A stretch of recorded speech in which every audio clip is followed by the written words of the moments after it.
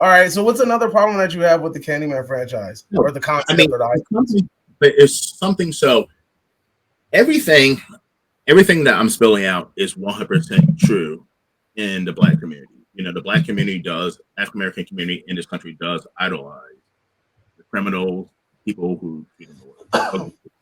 That is something that absolutely true.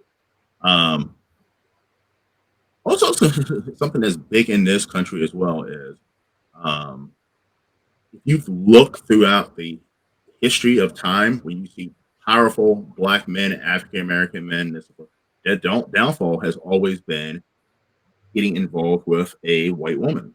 It's always been their downfall. Yeah. It, Tiger it, Woods, we're looking at you. Tiger Woods, Bill Cosby. I mean, the list goes on. But Jonathan Majors right now is going through the same thing. You know, That's true. so it's been something that, and also to an African American community. When it comes to, they bring out stats about black crimes and so forth, but most of the black crimes, who are they perform? I mean, who are they doing the crimes and the homicides on? Is it white people? Is it Hispanic people? No, it's majority African Americans. I mean that could be argued. Proximity could be argued about that stat though. Proximity is usually most races usually kill in high numbers the same race that they belong to, not because that's who they're targeting, but it's simply because of proximity. In Okay, I would say in prominent African American cities, like I live in Baltimore, Yeah, huge African American community, huge homicide rate. I think we're number one or number two in homicide, and it's black on black crimes. Chicago is the same thing, black on black crimes. Detroit, Atlanta, New Orleans, goes on and on. So I think so that is not something that like I said, everything about Candyman is absolutely true. Black on black crimes, the downfall of, go back even to Frederick Douglass, and his downfall was marrying a white woman eventually. Every powerful black man who's ever married, not everyone, but a lot have been, once they get involved with a white woman, it takes them down. mm.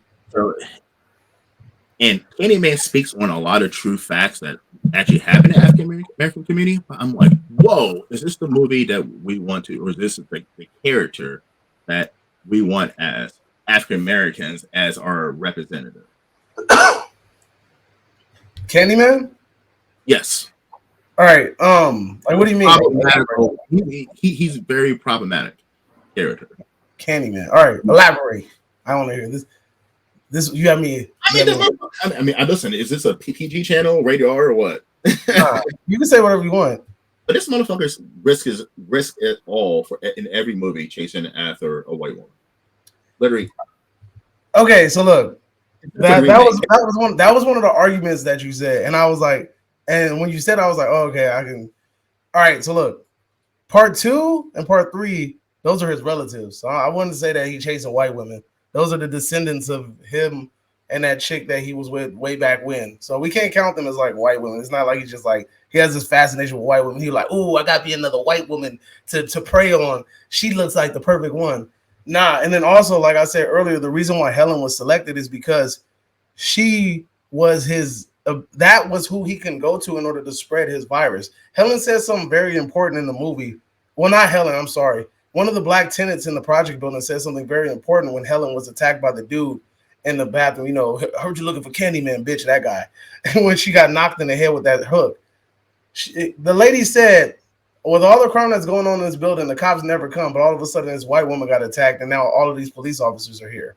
And that's the concept and the idea behind Candyman. If Candyman can get this woman to be his victim and to basically become a part of his urban legend, it will finally spread him and spread his gospel and to his congregation outside of the Cabrini Green projects. Like, that's the whole idea behind this. That's his plot. He wants this to spread nationwide. Like, and you can really see it happening because who is Helen? Helen was like she was like studying like an undergrad, and she's studying urban legends, and she just so happened to stumble upon a Candyman myth. And how crazy would it be, and how crazy of a story would have been is to a person that's studying the Candyman myth, goes crazy, kidnaps a kid and kills the kid, burns herself, And then that's when people say, why she do that? Well, I heard Candyman made her do it. Okay, who is Candyman? Well, let me look into that. And then that's how his legend was spread from only being isolated in Chicago in that project building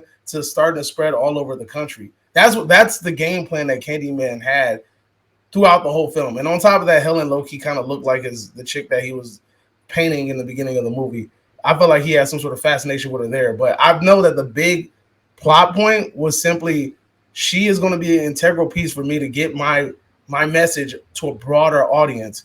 Now, the other two movie, the second one, that was like his great granddaughter or something. And then the third movie, it was like his great great granddaughter because the baby that she had at the end of part two, that's the girl, the main lead in part three. So